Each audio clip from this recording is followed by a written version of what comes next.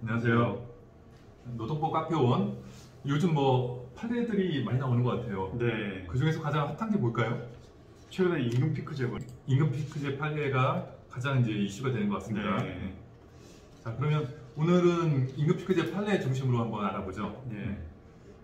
이 사건에 대한 그 개요, 사실관계에 대해서 잠깐 말씀해 주시겠어요? 사실관계는 아주 간단한데요. 네. 연구원으로 입사하셨고, 네. 그리고 1991년경에 입사하셨는데 2014년에 명예퇴직하신 분입니다. 연구원은. 그러면 이게 이제 1심에서는 어떻게 판단을 했나요? 1심에서는 네 가지가 쟁점이었는데요. 첫 번째는 이 임금 피크제 적용 대상이 정규직에 적용되는 거냐, 아니면 뭐 기간제 근로자도 포함해서 적용하는 거냐, 뭐 이 첫 번째 쟁점이 있었고요. 예. 그리고 두 번째는 이 임금 피크제로 인해서 55세 이상 정규직 직원들이 불이익을 받게 되는지 근로조건에, 그리고 세 번째는 취업규칙에 관한 불이익 변경 절차를 거쳤는지, 예, 그리고 네 번째는 이 임금 피크제 자체가 고령자 고용법에 위반하는지, 뭐 이런 것들이 네 가지 쟁점이었습니다. 그러면 적용 대상 같은 경우에는 기간제 정규직 어떻게 판단을? 첫 번째 그 임금 피크제 적용 대상에 관해서는 정규직에만 적용되는 것으로 판단했습니다. 그래서 그렇죠. 회사 쪽에서는 기간제도 포함해서 적용되는 거다라고 했는데요. 사실 임금 피크제가 되게 정규직을 전제로 하지 않습니까? 정년이라는 게 이제 전제가 그렇죠. 되죠. 네, 그래서 뭐 이건 당연한 판단인 것 같고요. 예.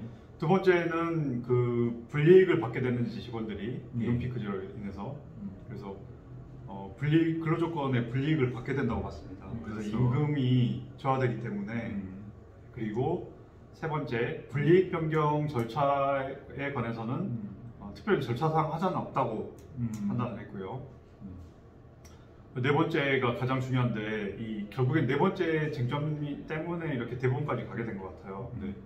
네 번째 쟁점은 고령자 고용법 제4조의 4에 어긋나는지, 이 어긋나게 된다면 이제 효력이 없게 되는 거고요. 예. 네, 그렇게 되는 거죠. 근데 제가 고령자 고용법 제4조 사항을 좀 관련 규정이니까 읽어드리면, 제1항 2호에 사업주는 임금 외의 금품 지급 및 복리후생 분야에서 합리적인 이유 없이 연령을 이유로 근로자를 차별화해서는 아니 된다 라고 이렇게 규정이 되어 있습니다. 네. 합리적인 이유가 없다. 이게 이제 가장 포인트인 것 같은데요. 그렇죠. 예. 연구소에서 했던 임금 피크제가 연령에 따른 차별이다 라고 본 가장 핵심적인 이유를 좀 설명을 드릴게요. 예. 되게 한 세 가지 정도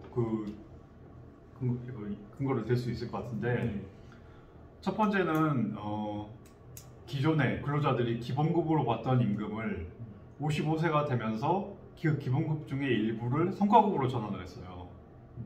그래서 아무리 높은 성과를 올리더라도, 그러니까 규정상 최대 올릴 수 있는 성과를 올리더라도 기존에 받던 기본급보다 적게 받도록 임금을 설계한 거죠. 그래서 이 부분이 사실상 임금 감액, 그러니까 임금을 깎은 거다라고 이제 판단을 했고요. 두 번째는 이렇게 임금을 삭감을 하면서 뭐 업무 시간이 줄었다든지 아니면 업무량이 줄었다든지 이런 대상 조치가 있어야 되는데 그런 대상 조치가 전혀 없었다라고 판단을 했고요. 그리고 세 번째는 55세 이상 정규직들이 그러면 실제로 실적 달성률이 떨어지냐, 이거에 대한 근거가 있는지, 이런 것도 이제 법원에서 요구를 했던 것 같습니다. 근데 단순히 나이가 많다고 해서 실적 달성률이 떨어진다고 볼 만한 자료가 없다, 자료가 부족하다, 이렇게 판단을 했던 것 같습니다. 그래서 이 세 가지 근거가 이렇게 결론에 대한 논거가 됐던 것 같아요. 그러면 2심의 그 주요한 내용에 대해서 한번 소개를 해주시겠어요? 네, 2심 같은 경우에는 이제 그 달라진 부분이 딱 한 부분, 그러니까 마지막에 그 고령자 고용법 어긋나는, 이게 위반되는지 이것 판단만 했었는데요. 어떻게 판단했나요? 2심도 마찬가지로 고령자 고용법에 위반되는 임금 피크제라고 봤습니다. 아, 예, 그래서 2심 판단도 조금 저희가 한번 새겨볼 만한 내용이 있는 것 같아서 간략하게 한 3가지 정도 근거만 예. 소개를 해드릴게요. 이제 첫 번째 근거는 일반적으로 저희가 임금 피크제라고 하면 임금을 삭감하는 대신에 네. 정년을 보장한다거나 아니면 정년을 한 4, 5년 연장을 한다거나 아니면은 정년 이후에 촉탁직으로 재채용한다든지 네. 이런 혜택이 있지 않습니까? 그렇죠. 그런데 이 연구소의 임금 피크제는 정년은 그대로 둔 채 임금만 삭감을 했다고 판단했습니다. 그래요. 네. 그러니까 55세가 되면 아무리 제가 많은 성과를 내더라도 그 전에 받던 급여에 비해서 감액된 급여가 지급되도록 이렇게 설계를 했다는 거죠. 그리고 두 번째는 임금 피크제가 근로의 양 또는 질과 무관하게 55세에 도달하였는지 여부에 따라서 임금을 삭감하는 제도다. 이렇게 본 거죠. 예. 그리고 세 번째는 1심과 마찬가지로 임금 삭감에 대한 대상 조치, 예를 들면은 업무 시간을 줄여준다든지 아니면 목표치 설정을 좀 낮게 해준다든지 이런 거 없이 그냥 기존하고 하는 업무의 질과 양은 동일하면서 임금만 삭감을 했다는 거죠. 그렇죠. 네. 근데 임금 피크제라는 것 자체가 어떻게 보면 근로조건의 분리 변경이 아닐까요? 그렇죠. 네. 불이익 변경인 거죠. 우리가 당연히 받아야 될 임금을 좀 깎으면서 대신에 정년을 보장받는다든지 이런 제도이기 때문에.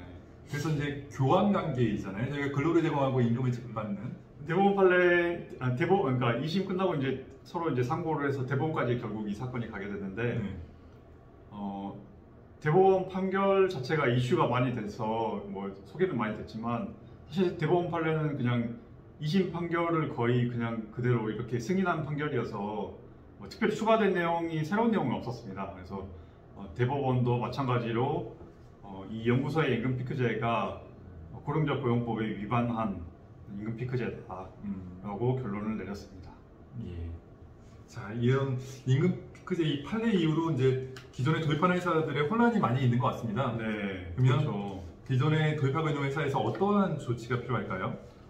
일단은 지금 시행 중인 회사라면 우리 회사의 임금 피크제가 어떤 성격인지 한번 확인을 다시 해봐야 될 것 같아요. 그렇죠.